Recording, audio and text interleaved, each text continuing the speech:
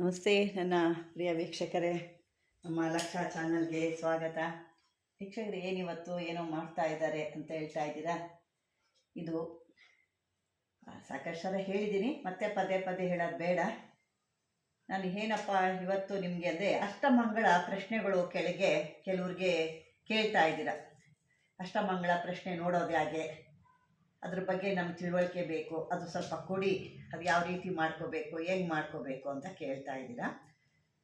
ಅಂಥವ್ರಿಗಾಗಿ ಇವತ್ತೊಂದು ಅಷ್ಟಮಂಗಳ ಪ್ರಶ್ನೆನ ನೋಡೋದು ಹೇಗೆ ಅಂತ ಅಂದ್ಬಿಟ್ಟು, ಅಷ್ಟೊಂದು ನಂದು ಒಂದು ಕೆಲಸ ಆಗೋದಿದೆ, 2 ಕೆಲಸ ಆಗುತ್ತೆ ಅಂತ ನಾನು ನಿಮಗೆ ಇದನ್ನು ಮಾಡ್ತಾ ಇದ್ದೀನಿ. ಅಷ್ಟಮಂಗಳ ಪ್ರಶ್ನೆ ವೀಕ್ಷಕರೇ, ನಾವು ಕೆಲವು ಒಂದು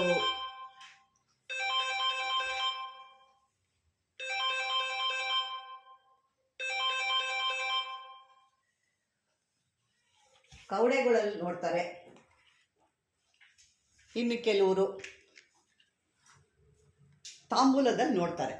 ತಾಂಬೂಲ ಪ್ರಶ್ನೆ ನೋಡೋ ತಾಂಬೂಲ ಪ್ರಶ್ನೆ ಅಂತ ಆಗುತ್ತೆ. ಅದೇ ರೀತಿ ಕವಡೆಗಳನ್ನು ನೋಡಿದ್ರೆ ಕವಡ ಪ್ರಶ್ನೆ ಅಂತ ಕೂಡ ಆಗುತ್ತೆ. ಇದು ಸಾಕಷ್ಟು ಬೇರೆ ಬೇರೆ ವಿಷಯಕ್ಕೆಲ್ಲ ಬರುತ್ತೆ. ಇದನ್ನು ನೋಡಬೇಕಾದ್ರೆ ಇದು ಕೆಲವು ಒಂದು ಪುಸ್ತಕಗಳು ಕೂಡ ನಿಮಗೆ ಸಿಗುತ್ತೆ. ಹಾಗಾಗಿ ನಾನು ನಿಮಗೆ ಇದನ್ನು ಬಗ್ಗೆ ಒಂದು ತಿಳುವಳಿಕೆ ಕೊಡೋಣ. ಯಾರಿಗಂದರೆ ಗೊತ್ತಿರಬೇಕು, ಸ್ವಲ್ಪ ಆದರೂ ಗೊತ್ತಿರಬೇಕು. ತೀರಾ ಏನೂ ಗೊತ್ತಿಲ್ಲದೆ ನಾವು ಅದನ್ನು ನೋಡ್ಕೊಂಡು ಹೇಳ್ತೀವಿ ಅಂದರೆ ತಪ್ಪಾಗುತ್ತೆ. ಇದ್ರ ಬಗ್ಗೆ ನೀವು ಏನಾದರೂ ಸ್ವಲ್ಪ ಗೊತ್ತಿದ್ದು ನೋಡಿಕೊಂಡ್ರೆ ನಿಮಗೆ ಒಂದು ರೀತಿ ಅದು ಕೆಲಸಕ್ಕೆ ಬರ್ಬೋದು ಅಷ್ಟೇ. ಏನೂ ಇಲ್ಲ, ನಾವೇನು ಗೊತ್ತೇ ಇಲ್ಲ, ಏನೂ ನೋಡಿಲ್ಲ, ನಾವು ಹಾಗೆ ಬುಕ್ಸ್ ನೋಡೇ ಕಲಿತೀವಿ ಅಂದರೆ ಅದು ತಪ್ಪಾಗುತ್ತೆ. ಏಕೆಂದರೆ ಒಂದು ಕವಡ ಪ್ರಶ್ನೆ ಇರ್ಬೋದು ಅಥವಾ ತಾಂಬೂಲ ಪ್ರಶ್ನೆಯನ್ನು ಭಾಳ ಅದ್ಭುತವಾಗಿ ಕೆಲಸ ಮಾಡೋ ಅಂಥದ್ದು. ಅದನ್ನು ಯಾವುದೋ ಒಂದು ಗೊತ್ತಿಲ್ಲದೆ ಸುಮ್ಮನೆ ಬುಕ್ಸ್ ನೋಡಿಕೊಂಡು ಆ ಥರ ಎಲ್ಲ ಮಾಡಬಾರ್ದು ಅದನ್ನು. ಹಾಗಾಗಿ ನಾನು ಇಲ್ಲಿ ಕೆಲವೊಂದು ನಿಮಗೆ ಸೂಕ್ಷ್ಮಗಳನ್ನು ಹೇಳ್ತಾ ಇದ್ದೀನಿ. ಯಾಕೆಂದರೆ ಸಾಕಷ್ಟು ಜನ ಈ ರೀತಿ ಗೊತ್ತಿಲ್ಲದೆ ಏನೋ ಒಂದು ಮಾತಾಡಿ ಅದ್ರ ಬಗ್ಗೆ ಪಾಪ ಅದರಿಂದ ಗೊತ್ತಿರೋ ಅಂಥವ್ರು ಕೂಡ ಇದರಿಂದ ಕೆಟ್ಟ ಹೆಸರು ಬರುತ್ತೆ.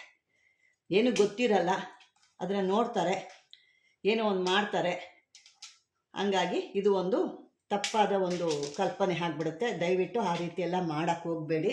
ನಿಮಗೆ ಗೊತ್ತಿದ್ರೆ ಮಾತ್ರ ಅದ್ರ ಬಗ್ಗೆ ನೀವು ಮಾಡಿ. ಈಗ ನಾನು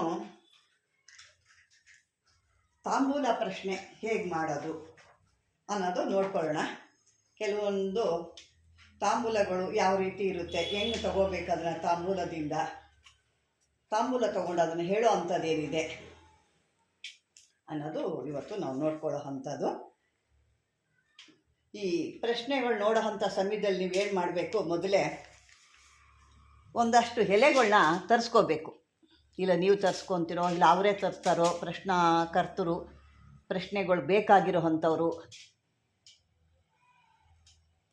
ಈ ರೀತಿಯಾದ ಒಂದು ತರಿಸ್ಕೋಬೇಕಾಗತ್ತೆ. ಎಲೆ ಚೆನ್ನಾಗಿರಬೇಕು, ಅಥವಾ ಚೆನ್ನಾಗಿರುತ್ತೆ ಇಲ್ವೋ ಒಂದು ಕಟ್ಟು ತರಿಸ್ಕೊಂಡಾಗ ನಿಮಗೆ ಅದರಲ್ಲಿ ಒಳ್ಳೇದು ಯಾವುದು ಕೆಟ್ಟದ್ದು ಯಾವುದು ಅನ್ನೋದು ಬರುತ್ತೆ. ಬನ್ನಿ, ಈಗ ಅದನ್ನು ನಮ್ಮ ಒಂದು ಶುಭ ಇದಕ್ಕೆಲ್ಲ ಅದನ್ನು ಬಳಸ್ತಾರೆ. ತಾಂಬೂಲಗಳ ದ್ವಾದಶ ಭಾವಗಳನ್ನ ನೋಡಿಸ್ತಾರೆ, ಕಲ್ಪನೆ ಮಾಡಿ ಸಂಪೂರ್ಣ ಶುಭ ಫಲಗಳನ್ನ ಒಂದು ಹೇಳೋ ಅಂಥ ಒಂದು ವಿಧಾನ ಇದೆ. ಇದು ದೇವ ಪ್ರಶ್ನೆಯಲ್ಲಿ ಕೂಡ ಈ ಕ್ರಮವನ್ನು ವಿಶೇಷವಾಗಿ ಒಂದು ಉಪಯೋಗ ಮಾಡ್ತಾರೆ. ಈ ಯಾರೇ ಒಂದು ಜ್ಯೋತಿಷಿಯಾಗರು ಅಥವಾ ಸಾಧಕನು, ಜ್ಯೋತಿಷಿ, ಪ್ರಶ್ನಾಕರ್ತ ಯಾರು ಬಂದು ಈಗ ಪ್ರಶ್ನೆ ಕೇಳಬೇಕು ಅಂತ ಹೇಳ್ತಾರೋ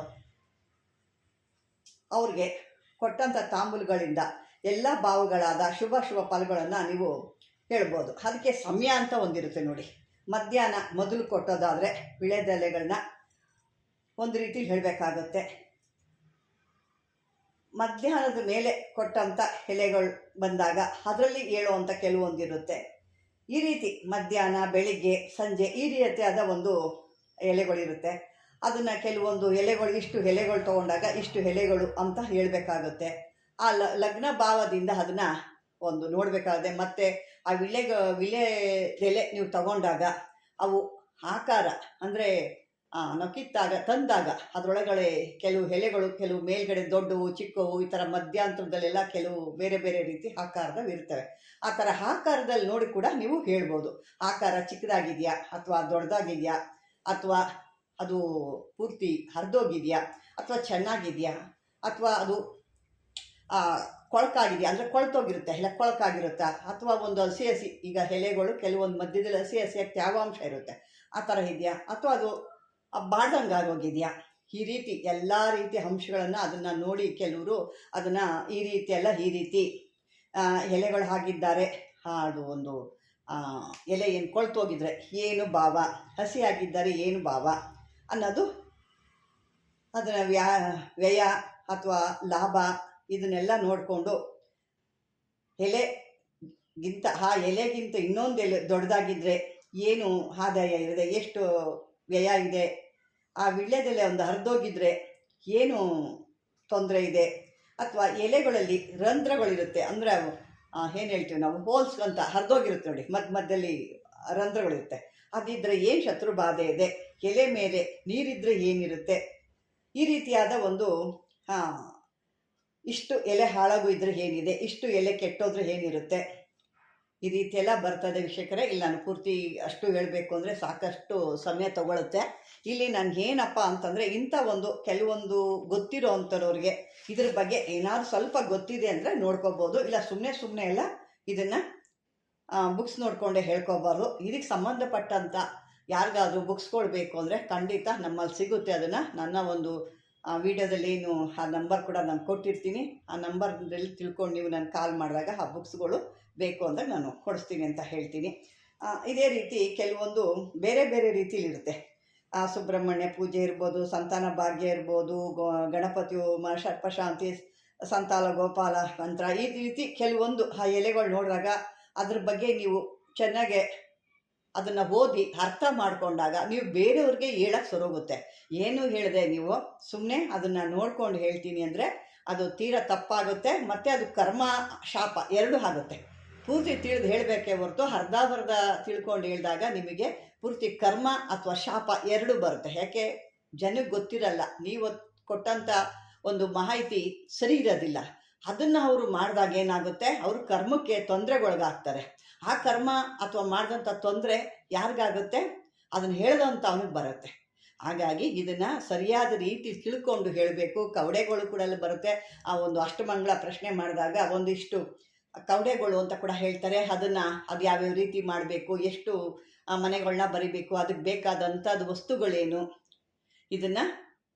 ಅದನ್ನು ನೀವು ಒಂದು ನಾನು ಮೊದಲೇ ಹೇಳ್ದಂಗೆ ಏನಾದರೂ ನಿಮಗೆ ಅದರಲ್ಲಿ ಒಂದು ಸ್ವಲ್ಪ ಮಾಹಿತಿ ಇದೆ, ಇನ್ನೂ ಸ್ವಲ್ಪ ಮಾಹಿತಿ ಇದ್ದರೆ ಖಂಡಿತ ನಾನು ಅದ್ರ ಬಗ್ಗೆ ಒಂದು ಸಿದ್ಧಿ ಮಾಡ್ಕೋಬಲ್ಲೆ ಅನ್ನೋರಿದ್ದರೆ ಈ ಒಂದು ಇದಕ್ಕೆ ನೀವು ಕರೆ ಮಾಡ್ಬೋದು.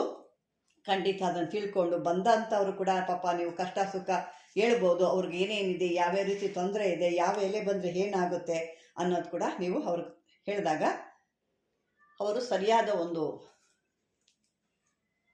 ರೀತಿಲಿ ನಿಮ್ಮ ಉತ್ತರ ಸಿಕ್ಕಿದಾಗ ಸಂತೃಪ್ತಿ ಆಗ್ತಾರೆ. ಯಾಕೆ ನೀವು ಏನು ಇಲ್ಲದೆ ಸುಮ್ಮನೆ ಏನೋ ಅರ್ಧ ಬರ್ದಲ್ಲಿ ಓದಿದಾಗ ಅವ್ರಿಗೆ ಯಾವುದೇ ರೀತಿ ಅದ್ರ ಬಗ್ಗೆ ಅರ್ಥ ಆಗಲ್ಲ, ಮನಸ್ಸು ಅವರಿಗೆ ಆ ಒಂದು ಏನಿದೆ ಒಪ್ಕೊಳ್ಳಲ್ಲ. ನೀವು ಹೇಳೋದಂಥ ಏನೋ ಈ ರೀತಿ ಹೇಳಿದ್ರೆ ಇದು ಸರಿನಾ, ಇದು ಹಿಂಗ. ಯಾಕೆಂದರೆ ಇವ್ರು ಆಗಲೇ ಸಾಕಷ್ಟು ಜನ ಸ್ವಲ್ಪ ಈ ಇದ್ರ ಬಗ್ಗೆ ಅಷ್ಟಮಂಗಳದ ಬಗ್ಗೆ ಎಲ್ಲ ತಿಳ್ಕೊಂಡಿರ್ತಾರೆ.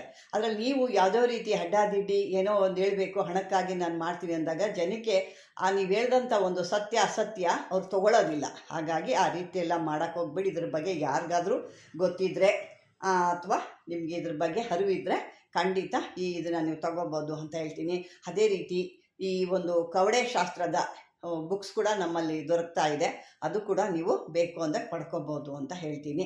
ಈ ಒಂದು ಎಲ್ಲ ವಿಚಾರಗಳನ್ನ ಇದೆಲ್ಲ ಏನು ನೋಡ್ತಾ ಇದ್ದೀರಾ ಅಂದರೆ ಕೆಲವೊಂದು ದೇವಸ್ಥಾನಗಳು ಇಡೋ ಅಂಥದ್ದು ಇದು, ಅದನ್ನು ನಾನು ಕರ್ಪೂರ ಹಾಕಿ ಅದನ್ನು ಸುಡ್ತಾ ಇದ್ದೀನಿ ಅಷ್ಟೇ. ಎರಡೂ ಕೆಲಸ ಆಗುತ್ತೆ ಅಂತ ನಾನು ಎರಡೂ ಕೆಲಸನೂ ಮಾಡ್ತಾ ಇದ್ದೀನಿ. ಹಾಗಾಗಿ ವೀಕ್ಷಕರೇ, ಇದನ್ನು ಇನ್ನೂ ಕೆಲಸ ಇದೆ, ಕೆಲವು ಹಾರೋಗಿದ್ದಾವೆ, ಕೆಲವು ಹುರಿದಿದ್ದಾವೆ, ಅದಿನ್ನೂ ಸಾಕಷ್ಟು ಉರಿಸ್ಬೇಕಾಗಿದೆ ನಾನು. ಈಗ ಈ ಒಂದು ವಿಡಿಯೋ ನಿಮ್ಗೆ ಇಷ್ಟವಾಗಿದ್ದರೆ ಏನು ವಿಷಯ ಅಂತ ತಿಳ್ಕೊಂಡು ಇದನ್ನು ಅರಿವಿದ್ದವ್ರು ಮಾತ್ರ ಇದಕ್ಕೆ ಕರೆ ಮಾಡಿ ಅಂತ ಹೇಳ್ತಾ ವೀಕ್ಷಕರೇ, ಈ ಒಂದು ವಿಡಿಯೋ ನಿಮ್ಗೆ ಇಷ್ಟವಾದರೆ ಲೈಕ್ ಮಾಡಿ, ಶೇರ್ ಮಾಡಿ, ಆದಷ್ಟು ಸಬ್ಸ್ಕ್ರೈಬರ್ ಮಾಡ್ಕೊಳ್ಳಿ ಅಂತ ಹೇಳ್ತಾ ಧನ್ಯವಾದಗಳು.